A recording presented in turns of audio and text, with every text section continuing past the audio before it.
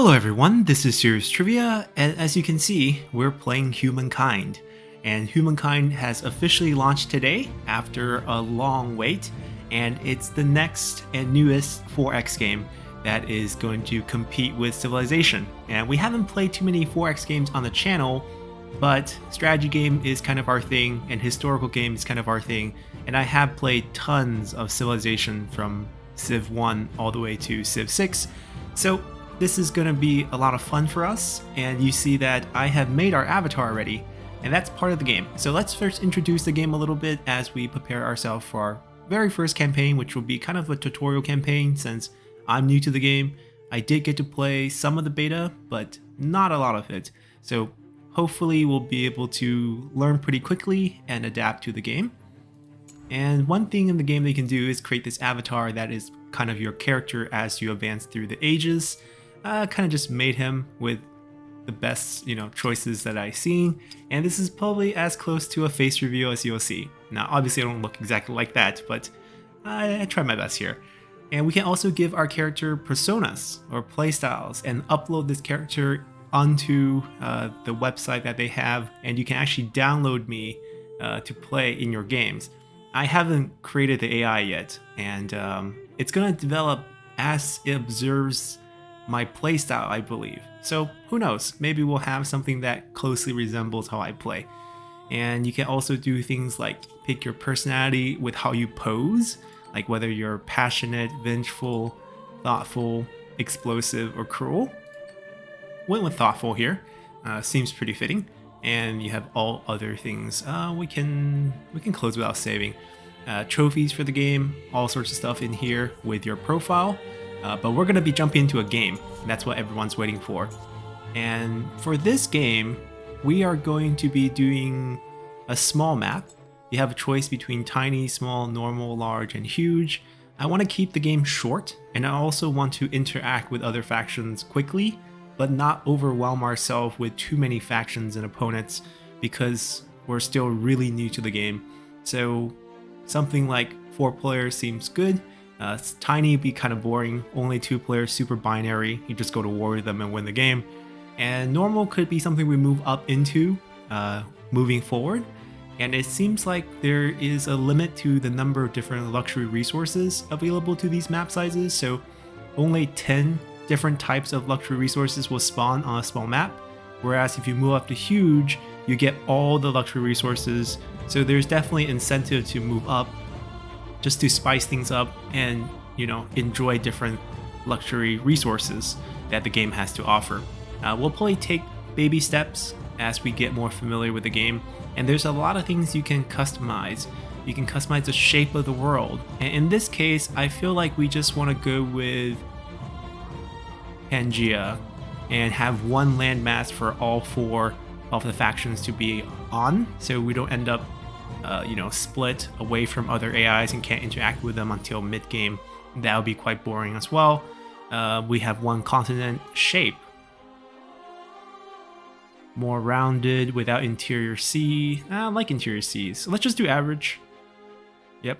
Chaotic. Yeah, there's going to be a lot of different customization options, which I think in future updates or DLCs we probably will see even more stuff. This is, after all, just the vanilla game. And we got island choices, whether the world is round and wraps around, or we're playing on a flat map. This doesn't matter for us because we have one continent. Rivers, lakes, lake size, lake odds, elevation. So I think it's pretty standard for all of this one. This chaotic, ignore it because we only have one continent, so it doesn't matter. And we're playing with 70% land mass, so 30% water. Pretty easy to understand. And in terms of competitors, right, we kind of saw our competitors. These are pretty much AI personalities, and we could add more to the map or take away some from up here. And we can also change who is in the game. I don't know. Okay, I guess they're all named after famous historical characters because we have Mu Guiying right here, who should probably be a warring type, given that she's one of the few females to lead armies. Gilgamesh. I guess it doesn't really matter. We'll just have seems like they're repeating, but in a weird way. Agamemnon. It's random. It's not like going in order. Wow. Anyways, we'll just leave it as that. We'll get to we'll get to know all the AI personalities eventually, and it's gonna shift based on which civilization or culture they end up picking before each era. And the pace of the game is how many turns till the end. So Blitz is a 75 turn game, super fast. 150, normal 300 turns, goes to 450, and endless is actually 600, which is not technically endless, but basically when you reach that time period, you will check your score, and the highest fame would win the game, unless you reach some alternative win condition, perhaps like a space race, or you conquered everyone. So those are things that could impact that. So we don't have to go to 300 turn, for example. The difficulty, they have 7, goes from Hamlet, as in the difficulty is overseeing a hamlet, to town, metropolis, nation, empire, civilization, and humankind being named the most difficult, right above civilization, which, if you play the game, they're trying to say it's harder. We'll see. We'll go right in the middle here. We'll go nation. I don't think it'll be too challenging, because I have been playing other 4X games, and we're not completely new to the game. And we'll move up, eventually as we get more familiar with the UI and what the game mechanics have to offer. There's no additional content here, and we're happy with this. So let's start. Our universe contains infinite stories, most of which are about rocks and ice at sub-zero temperatures in a vacuum. Rather boring. However, on a small damp rock, there is a story that bears a second look. It's your story. But the first 4 billion years or so mostly concern amino acids. Not much of a page turn.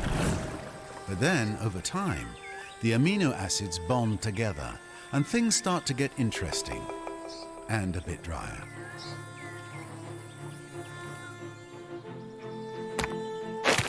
A certain subspecies of hominid discovers that you can do more with a sharp rock than annoy your little brother. Tools and weapons are invented. The hominids begin to cooperate. Fire becomes a servant rather than an unpredictable force of nature. They learn to tan the skins of animals for clothing. They learn ways to record and probably exaggerate their adventures. Eventually, these tribes learn to build shelters and immediately hold the first barbecue parties. This is the dawn of humankind.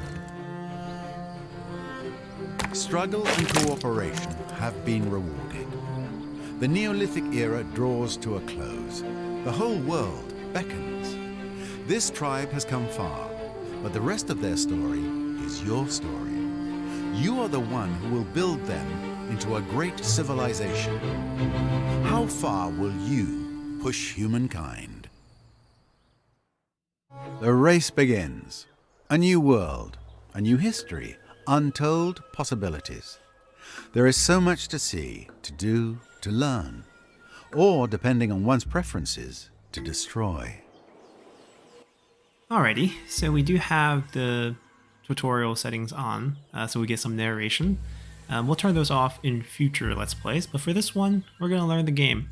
So the grid is turned on. I do prefer it on. I don't like to see yield all the time though, but we'll use these when we're planning out cities. Just a little introduction to the game. We start out in the Neolithic era, and our goal is to get these stars. They're basically missions you get for each era. They're called era stars. In our current era, we have the choice between growth, knowledge, and hunter. We can get all 3 if we want. Basic growing to 5 population, requiring food for our hunting party to gather. Knowledge star, which is gathering curiosity, science curiosities around the map. And the hunter star, which requires to kill 5 animals. And whenever we get 1 star, that's the requirement to move on to the next era. You can stay behind and get more, as each star will reward you a certain amount of fame point, depending on if you were the first faction to get that star. These will decline, as other factions also pick up the same star. And once you do have that first star, you can move from this era into the next one, thus refreshing all the missions. So if you don't finish something, it's gone forever. And in the case of something like the Knowledge Star, you will lose out on this legacy trait that will stay with you throughout the eras. But the good thing is, you get to pick your culture first.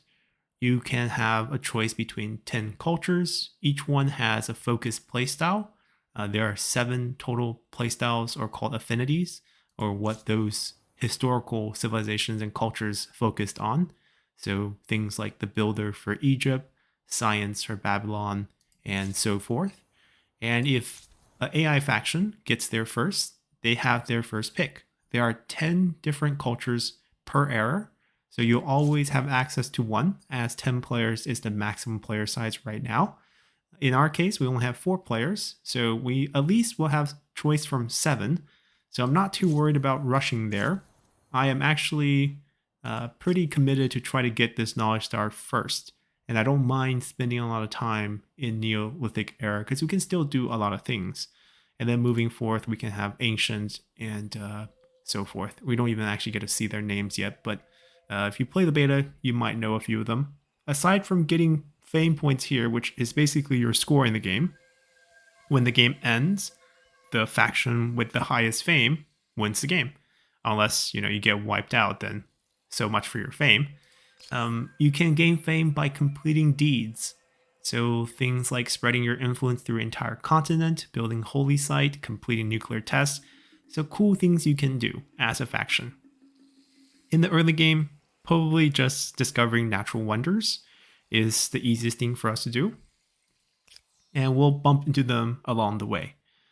And I think this is kind of a catch-up star, right? So if all the other, once another empire reached the next era, the era star will unlock faster as more empire reach the next era.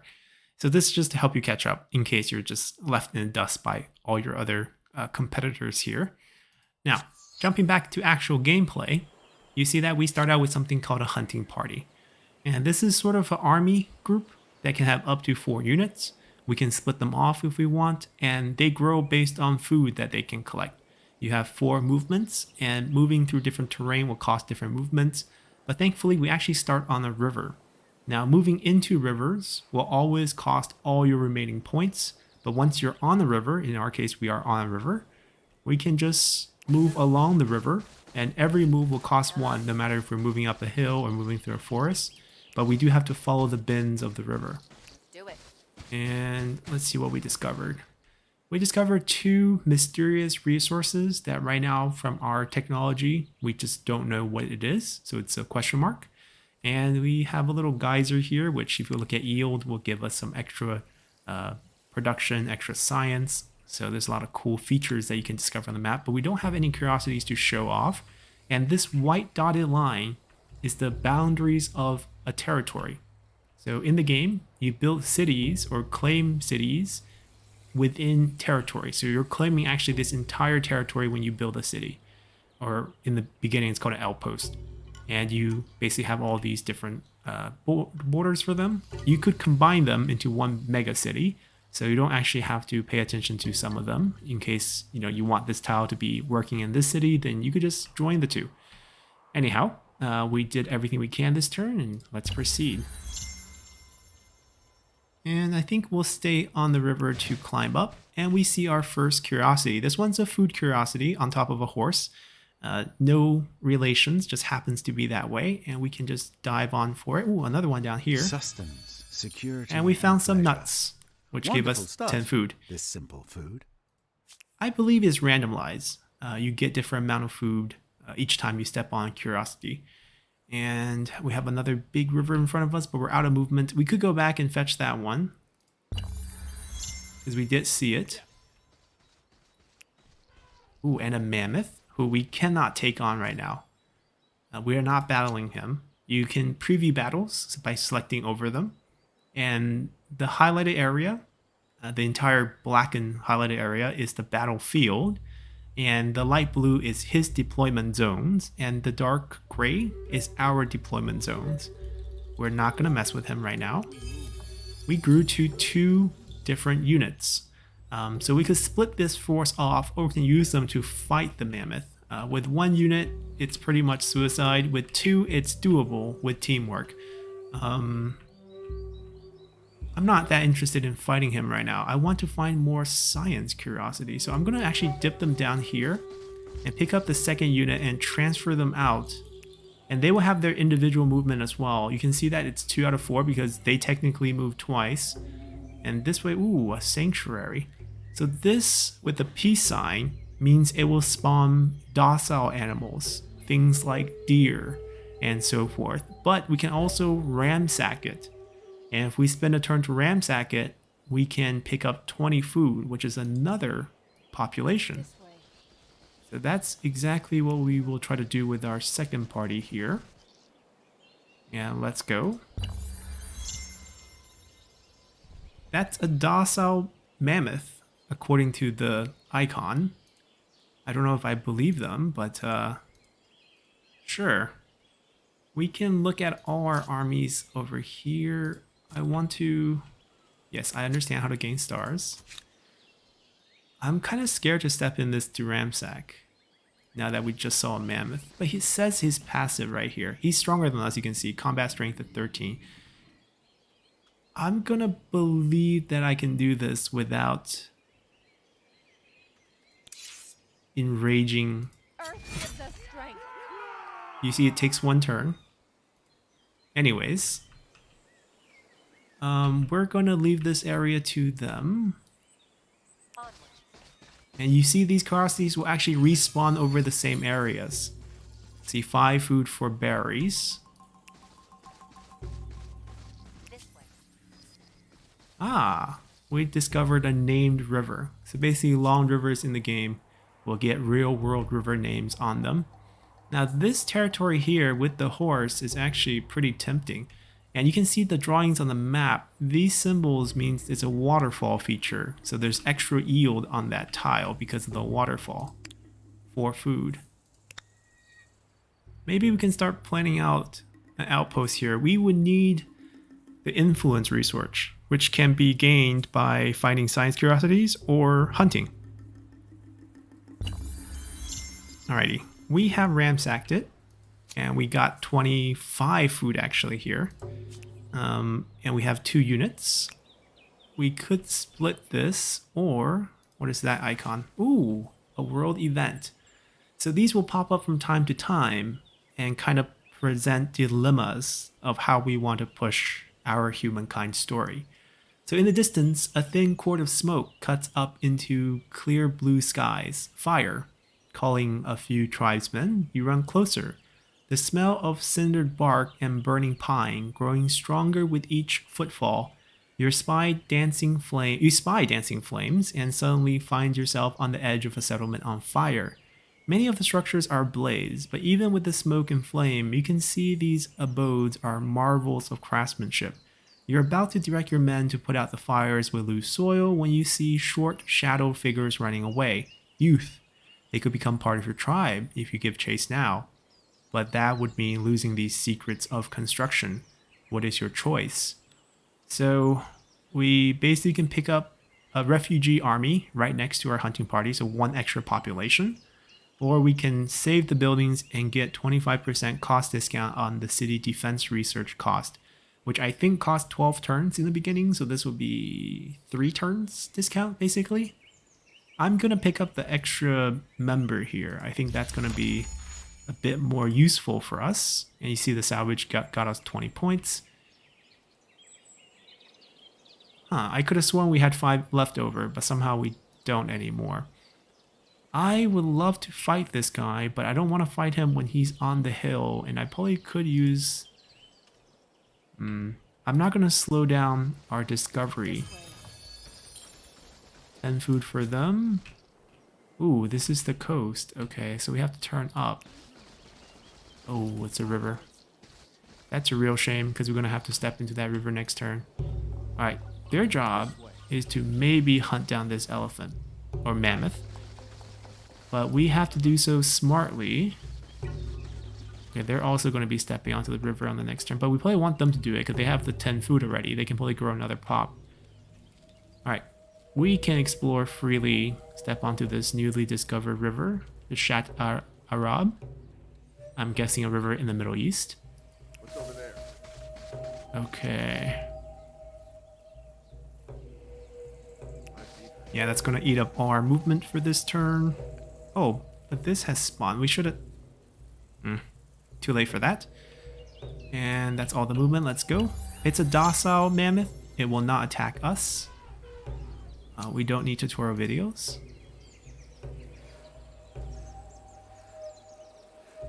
What if we combine with them and we use our one movement to get ourselves a fight here? Alright, this is our first battle. We'll be fighting it manually. And we're going to deploy just like this. This is fine. Please move back to the high ground. Okay. And there is a battle turn timer. Eliminate all enemies is the goal here. 3 rounds. And you can see all the multipliers there. He is -3 from crossing river right now. If I use him, I get +1 from having a friendly unit on me. I can't flank him because he's hugging all these mountains. I need to be directly behind with a unit to flank him. So this is probably the best we can do. Unless we can move him into here. But I think, yeah, the friendly unit can be multiplied by 2, but then he would have to cross the river. Okay, so I would want him to go here, but not attack. Have him attack with 12 because he has now 2 friendly units. And deal the most damage we can here. They can still move. We already moved this round, but I can attack 9 to 10. He's not wounded yet. I really don't want him to go there, but I don't think we have a choice. I might just keep him here.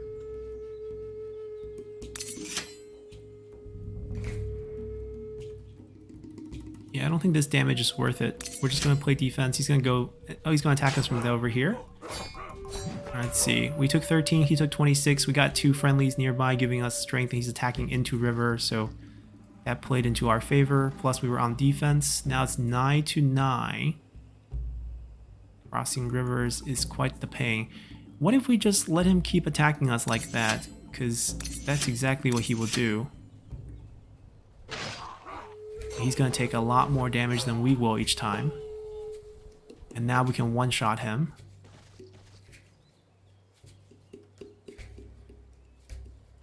Hmm. 8 versus 8. 8 versus 8. Wasn't easy, but we took the big guy down. And we actually got 5 population here. We got our growth star. And we got our 20 points. They have dipped real fast. Hold on. Did anyone take anything?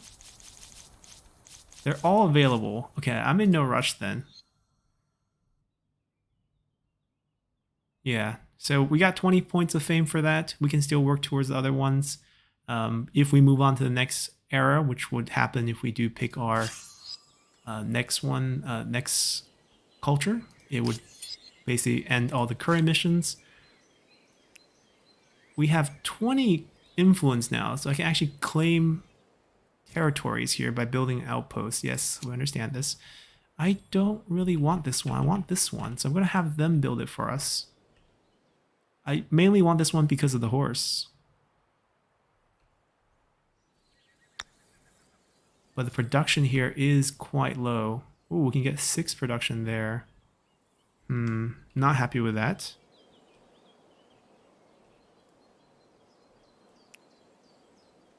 I'm gonna move a unit out, but they don't have any movement. The new one should have some. Nope. I guess after combat we can't do it. If they're claiming this one, that's what, 19 and 9. That's not a bad spot. Lots of rivers too. But there's no resources in this territory. That's the only thing.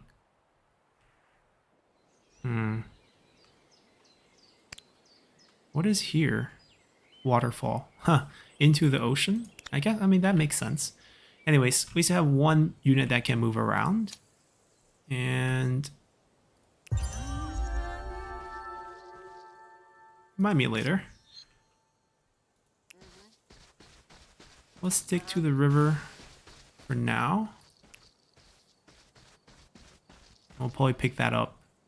Also, once we move to the next era, we cannot spawn more things. There will be no longer hunting parties. There'll be something else. But let's continue. Alright, let's start kicking them out one at a time. You can go there. 15 food from those. Nice. I'm gonna kick you out over here. And since they're moving into water, they're not gonna be able to move again. I'll keep these two together. I'm just gonna discover, see if there's a connection here. And more things could obviously spawn. But absolutely no resources in this region, at least not on land. And looking at the borders, not in the water either. So I don't think I want an outpost here despite the great production values.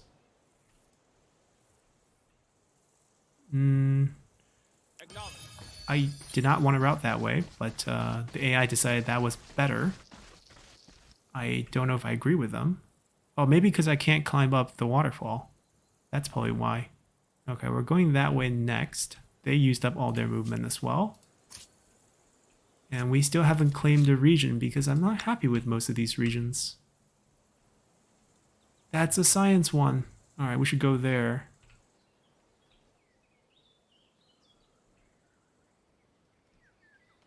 That's a lot of production, but not... Ooh, that one's not bad. 14.9. 8 and 14. The mountains are really helping with the production, and there's a mystery resource here in this region. This is a sizable region too, as you can see. I might just send this group back, and we'll see what we can do. We should spread everyone around, to be honest. But everyone's used up their movement this turn. Alright, we're gonna keep these two together in case we could hunt. But, can you go... Oh, wait. Waterfalls are not that type of trip. Can I join them? Because the food can actually make them into 3.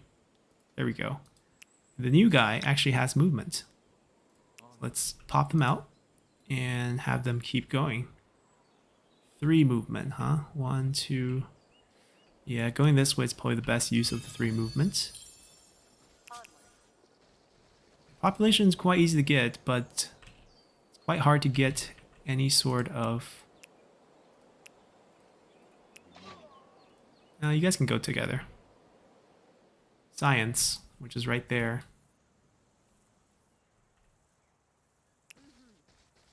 More food. Ah, we see a border. Someone already claimed this. Okay. That is going to be a problem. As we do fall behind here. Gonna throw him out. That's their outpost getting built right there. This way. Okay, we'll end our turn on the water, which is perfect. And they will... What's over there? Ooh. I guess we could still walk there. This is not a solid border yet. I can go grab that science. Yeah, we're just trying to spread out our group as much as possible.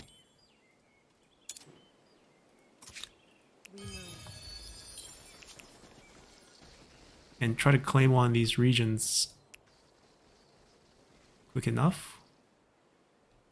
And all these population can become part of our city once we do have one. Ah, culture have been picked. The Harampan's agrarian. Okay. Extra food on tiles produced with water. Canal networks. Runners. Good scouting unit. Yeah, I know I have all these stuff, but... Hello. Just because a culture died out doesn't mean it wasn't worthy of study. It's gonna be hard for us to find 10 of them. Do it. But I really do want the legacy trait. And there's a docile deer here. We could fight it. It's weaker than us. Next turn, of course. I'm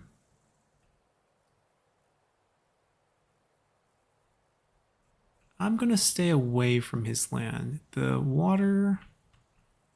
river, though, will make it difficult for us to use our movements well. Yeah, this is probably better. 1, 2, 3, 4, and then we can move that way afterwards.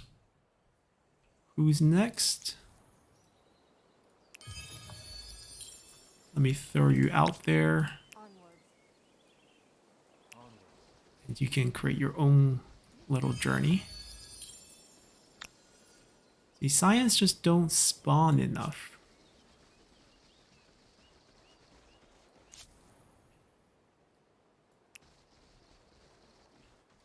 Do it. Ooh, this region has a horse too. Could we claim something here? Recommendations still in that region. Not a lot of rivers here though. Yeah, only this little bit of river. Not ideal. Lots of cliff. So if we want to leave this region, we either have to go... We have to go here.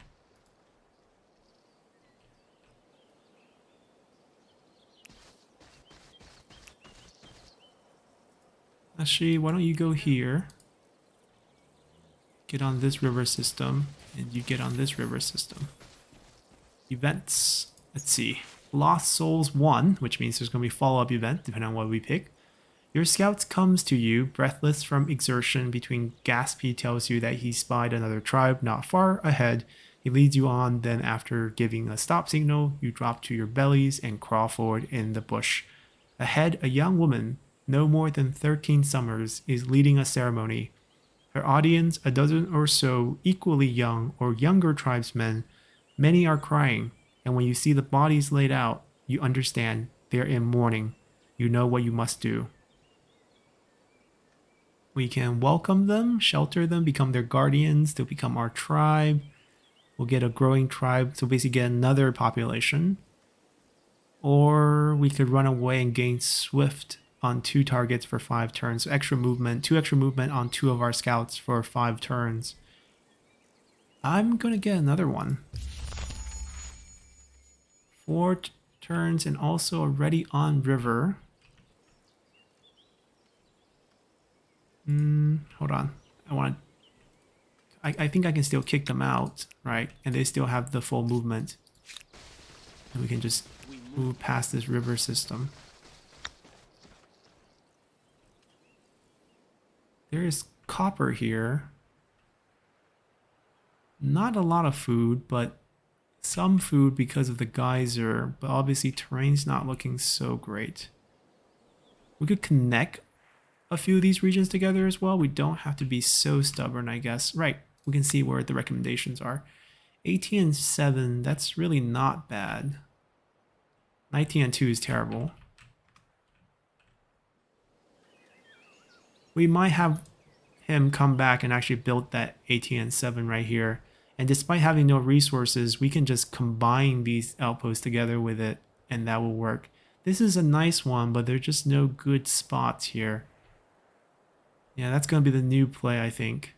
Mega cities. Alright, you have a very important job. 19-9. But the city will not be on the river. Oh no, it is on a river.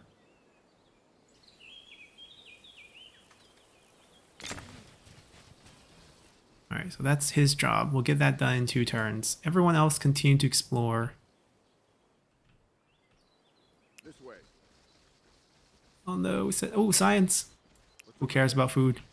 Get us that science.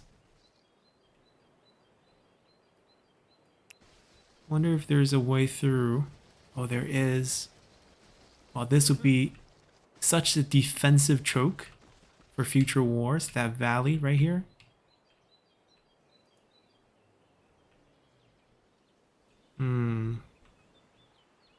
we should make a play for this outpost too before anyone else claims it.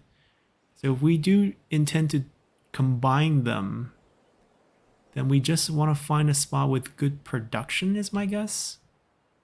That way we can just get the outpost up quickly. Ooh, that's a huge production spot.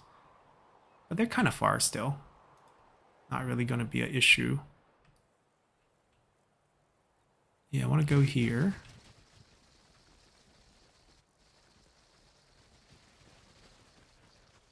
Too bad we can't reach the river in time. I'm going to do the hunt. And we'll let the AI fight this. It's 1-to-1, so there's really no skills here. Aside from trying to stick to high grounds. And we lost a little combat strength because of the casualty we took. But they'll heal up. Got some food for it. And used up our action. Right, waterfall's a little bit different than stepping on water. Where's all the science? Oh, there's the science. Hear our call. I'm gonna ask for it more.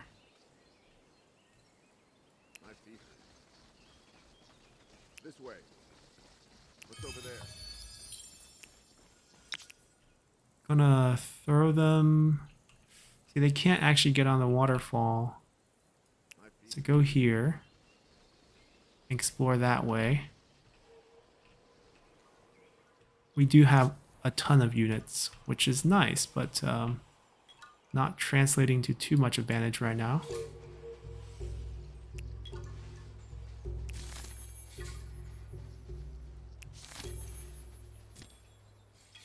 We got an event. Which army? Ah, continuation of Lost Souls.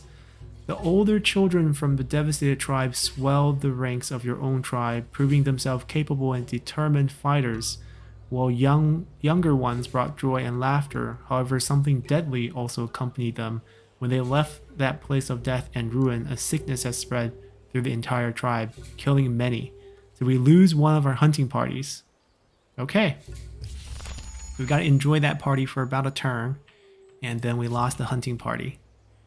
I mean, given how many we have 9 hunting parties. It's fine. Basically, we got one and then lost one.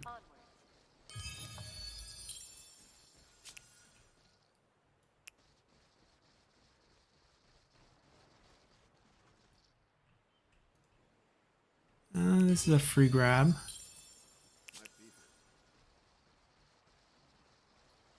This way. Getting snowy here, which is interesting. Alright, what do we want to do with this group? I think we just stay on the river and cruise for these respawns. We just want coverage so we can find it. He's going to go build that territory for us. Let's go. Turn what? Turn 11, we got our first place. Moroho. It's going to take 3 turns to build up, and then we can make it into a city once we get our culture. Meanwhile... No! Wait, how is the terrain? The terrain here is so weird. I shouldn't auto path, but... Okay, so he has claimed, you know, like bordering territories, quite crazy. We can claim more, and we should. This copper one, for example. That's not a bad place, actually. 18-7? Kind of like that. That's going to border them, though. The influence is going to be a big issue.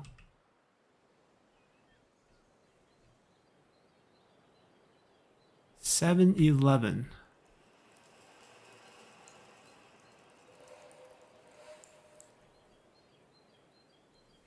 I feel like we should just claim this one. Like, that mountain's not even being worked by us. But if we grab this territory too, we could have them join up together and actually produce more things. Depends on how big of a city we want to eventually make. Yeah, aside from the... Oh, there's another resource here, so... Yeah, I think we'll grab this too. As long as we have 20 influence, we can grab places. What's over there? This way.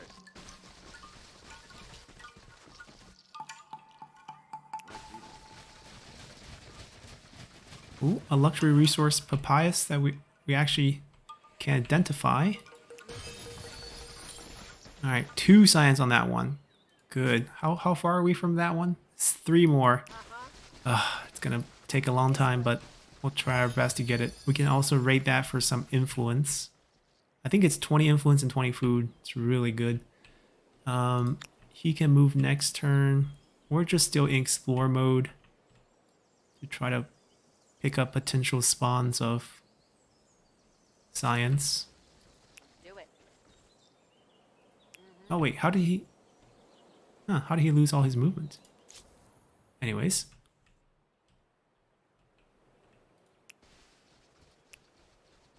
Coffee!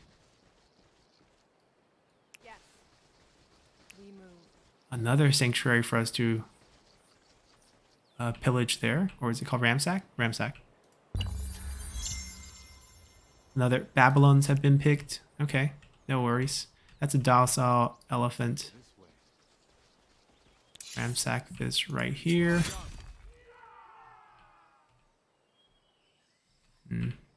Cute little deer. I mean, if we can get the hunting star too, why not? We're already burning through so much time trying to get enough of the science to spawn. Still no science here. Alright, we have 20 points again. And we can claim yet another one once the outpost goes up. And it'd probably be this horse one. Right. Science! You're closer.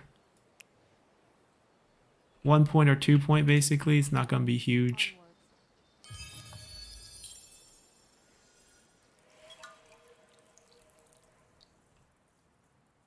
What's over there? This way.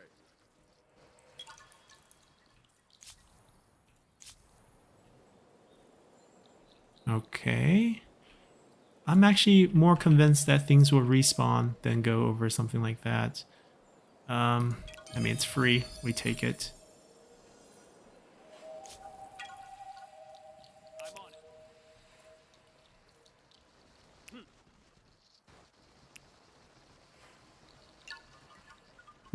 Yeah, it's hard to find science.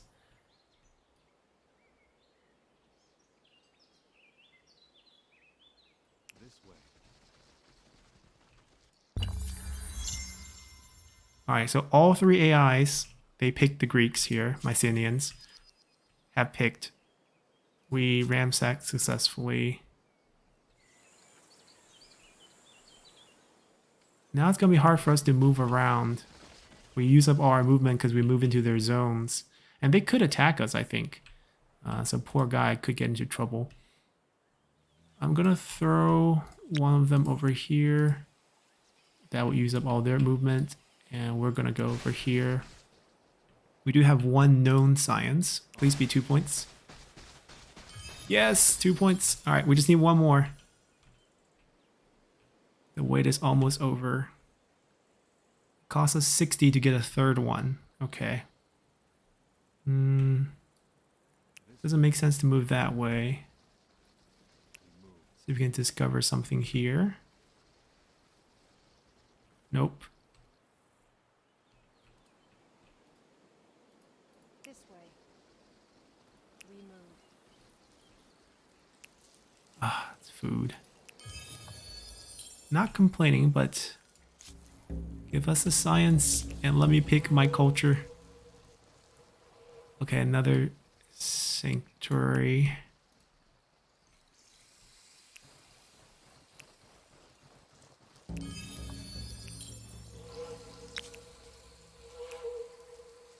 Do it.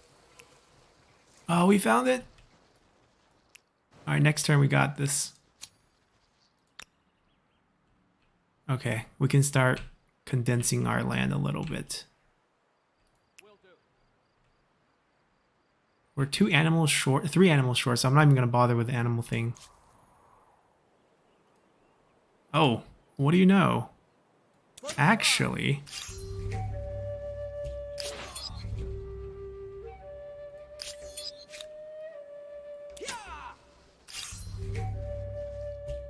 We'll try to showcase flanking. Yeah, this is fine.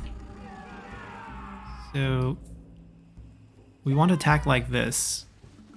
When you have him in between your two units, you get like +4. Yeah. And it becomes a lot cleaner. So yeah, when we have like 2 units, we might as well fight it manually because we can use a little brain power to improve the outcome. But if it's like a one-on-one situation, then I guess only that matters if we just don't stand on high ground. Alright, nice. We got a new unit, but the combat ends the turn. So I do need one more animal, I guess. One more animal would do it for us. He has 1 movement. Alright, I'm gonna first pick up that legacy trait. Time for your first battle? I bet you're absolutely dying to see how your fighters handle themselves. Yeah, we got ourselves... That was 3? Wow. Okay. So we'll end up with a legacy trait, which we can find out somewhere soon.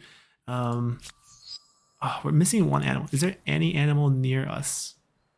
Aside from that mammoth that I know I can't beat by myself. This way.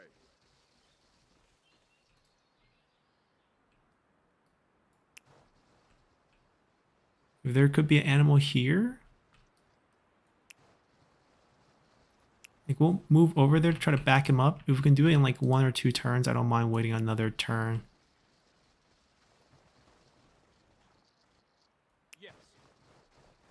Oh, is that a deer? Alright, we found our target. Okay, so we can do it within a turn. Hopefully he doesn't run too far away. We also have all these guys with 15 food. It'd be nice if we have nice even numbers at the end. Let's do it. Oh, another science. I mean, they give influence, they give science, which can also be used. We can't get up there. Yeah, AI pathing. Well, at least we're on the river. That's another deer. The cliff don't make it easy to get to him, though. Alright, so he also has 15 food. Awkward. This way. We move. Uh-huh. He has 5. Ooh. Together. We can pick our culture this turn. Nice. Okay, so we stubbornly did all 3 stars in 14 turns. Probably not recommended. Not really how you should play the game, but we did it anyways. And they still left us a bunch of great cultures to pick from. So let's take a look at some of the directions we can go. Expansionist, probably not what I want. Builder, interested in that. Not really intending to play a militaristic one. Money. Aesthetic or influence base, basically. We could just return to China, the Zhou dynasty. We get stabilities on district. This will be our legacy trait that will be staying with us for the rest of the game because we've been Zhou during this period. And basically, this provides public order, in a sense, to your cities. Because as you expand out with district, you create instability and you could get revolts. This way you get like a small boost per district to help keep your empire intact. Our unique building for this period, or the emblematic building, I think what's called, is Confucian School, which is a science building that gets adjacencies per mountain, plus 5 science per mountain, research slot in city. And then we get the Zhanchuo, which is a chariot unit, 23 combat strength, 6 movement, 3 gold upkeep. Needs copper and horse. We do have both, so it's doable for sure. But we might not go that way because I did play that for our beta runs. So let's see, +1 influence on territory. No, not interested in that. I'm going to look at the legacy traits first because that's really what's going to carry us through the whole game.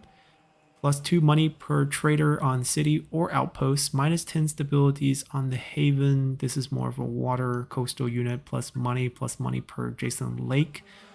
We don't have that much coastal considering we're preying on Pangea, so that might not work. +5 money on luxury resource deposit. +5 money on strategic resource deposit.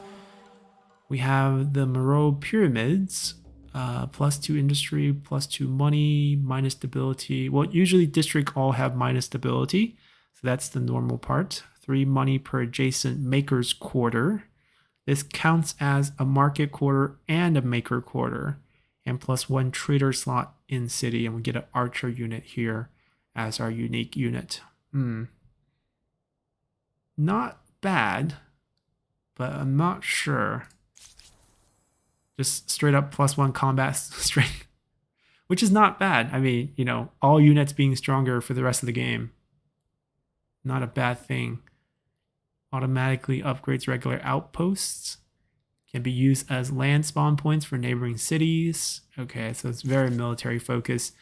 +1 industry on tiles producing industry. -10% on districts on district industry costs. Ooh, for the rest of the game. This is tempting. Egyptian pyramid, +1 influence, +3 industry, +3 industry per adjacent maker's quarters, and +1 worker slot on city or outpost counts as a maker's quarter. Okay, and we get the Makaraba, which is the ranged chariot, 3 range. Only need horse and 24 combat strength. Very, very high. Land movements on units. Okay, so I'm between the Egyptians here with the outrageous industry. Nubians, maybe. And Joe. And the thing about Joe is, like, we get Confucian School. Like, I don't know. I can look at the map again to see if we have good mountain coverage. But the fact that it's a plus stability district that works science, and we get just extra stability on all districts. We can build big cities. And I might actually enjoy that. And then Haldin would be our capital. That's a mountain. That's a mountain. That's a mountain. Wow. Confucian School. 15 science. We also have a story event, but... That's not bad. Not bad at all. And then with our second outpost is also a very mountainous region. 1, 2, 3, 4. 20 science. Are those goats? Oh, no food. Okay. Yeah, we can put a Confucian or in here.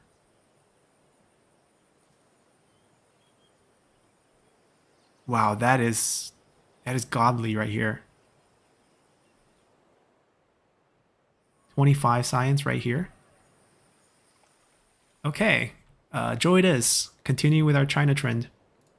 Let me move all my units first, because if we can complete some food where, you know, we can get a full unit growth, we're not going to be able to do that. They only have 2 units left.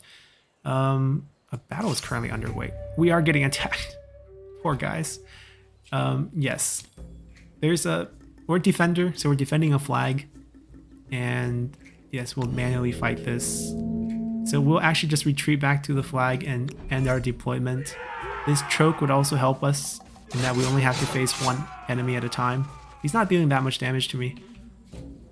So I'm gonna just defend. If I can outlast 3 turns, I live. But, oh, it's not looking good. He probably has another ally nearby dealing damage to us.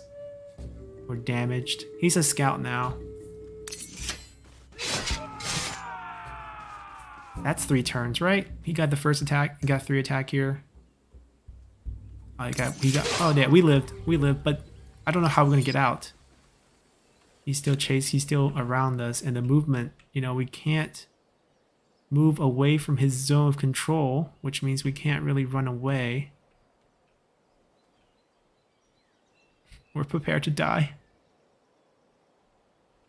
I mean, we're still going to escape through the valley if we can. We need to get, like, maybe into a river or something like that.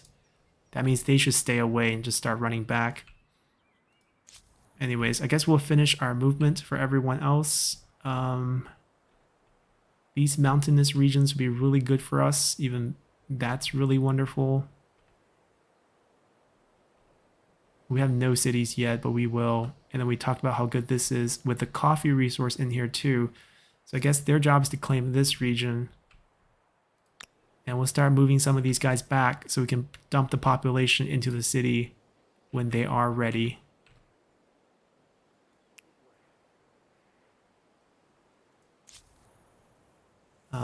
Same thing for you since you're even closer. Violent pursuits. The last winter was especially harsh, the ground hard and the frost chilling to the bone. In the heart of the settlement, the tribe huddled close to share warmth through the coldest days, but for some, it wasn't enough. Some needed to get their blood flowing, and they found a mean through violent games, grappling, fighting, contests of strength and endurance. One contest where opponents fight with hide-bounded fist has gained quite a following, to the point that the outpost's usual foraging missions are under threat. What is your say on this new pursuit? So we can lose 5 food here, but gain all combat strength of units for nomadic tribes. No, we're not doing that. Bountiful, plus 5 food for 10 turns, or Codify. Allow contests, but decree time of the year. I'm going to take this. Even though this is quite nice, 50 extra food will boost our population quite high, but the reason why we spend so many turns wandering around and gathering so many scouts is that we can dump them into the city for population anyways, and there's going to be a point where you have too much population where you don't have enough jobs in the city, and that creates a problem too. So I'm actually just going to take the domestication research now. Discount for the future. We're also behind on tech because we didn't tier up, but that's fine. There's another urgent affair, a tribe's legacy. You stand at the crossroads. For many moons, the tribe has trekked the wilderness slowly, tortuously, learning the secret of this world, how the materials hidden in the deep places and in plain sight might be fashioned to the tribe's advantage, how the beasts and plants of the land and the sea can be most fruitfully harvested, and how myth and stories can glacially but inescapably give power over our greatest enemies, other tribes. Now you must decide in what domain the tribe will truly sharpen its knowledge for the ages to come. Will you be renowned as maker, farmer, or charmer? Okay. I think this has to do with our legacy trait that we picked up from all the curiosities. So we can get waddle and dabble, plus 1 industry per population on city or outpost. Not bad. Plant lore, plus 1 food per population. Not as good. Astronomy legacy trait, plus 1 science per population. Ooh. This will put us so ahead in science. But this one's also really great because industry is just outstanding. We'll be known as makers. This one's close second. Yeah. We'll be makers. And we'll pick our traits now. Back to Joe. Yep, quite happy with this choice. There we go. Our affinity is going to be aesthetics, which is influence. Think of as culture-based. We have action for this affinity, which is called Cultural Blitz. We can spend our money to promote patriotic works of art in certain territories, pushing back foreign sphere influence. Basically, neighboring will share their influence against us and try to take us. And we also get Grace, which is ideological proximities always maxed out. I don't know how that works yet, but we'll figure that out as we progress. But yeah, let's adopt Joel here. And that's our culture's legacy trait. That's our detail, emblematic quarter, emblematic units, which only can be built by this culture. And both require, I think, hold on, before we continue this, I think you can only build 1 of these per territory. Yes, okay. And the units, you can build as many as you want. We need copper and horse. We identify where both of these are. So let's move on. The challenges of a young civilization. It's hard keeping up with the neighbors when they have the wheel and you don't. Humankind learns quickly that everyone contributes. If you're terrified of wild animals, you can grow lentils or catch fish. Tribes settle towns. Towns develop markets, and markets begin the exchange of goods, services, and most important, rumors and hearsay.